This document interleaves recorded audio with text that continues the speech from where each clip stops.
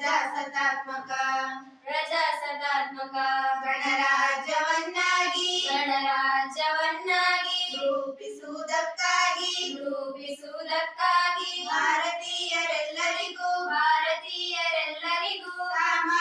ಸಾಮಾಜಿಕ ಆರ್ಥಿಕ ಮತ್ತು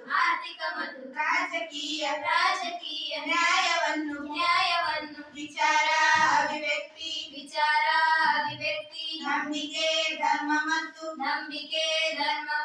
ಉಪಾಸನೆಯ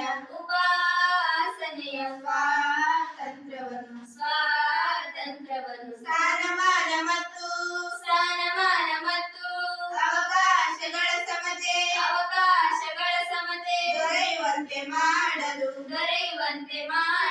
ವ್ಯಕ್ತಿ ಗೌರವ ದೇಶದ ಏಕತೆ ಸಮಗ್ರತೆಗಾಗಿ ಎಲ್ಲರಲ್ಲಿ ಭ್ರಾತೃತ್ವ ಭಾವವನ್ನು ಮೂಡಿಸುವುದಕ್ಕಾಗಿ ದೃಢ ಸಂಕಲ್ಪ ಮಾಡಿ ನಮ್ಮ ಸಂವಿಧಾನ ಸಭೆಯಲ್ಲಿ 1949 ನವೆಂಬರ್ ತಿಂಗಳ 26ನೇ ದಿನ ಈ ಸಂವಿಧಾನವನ್ನು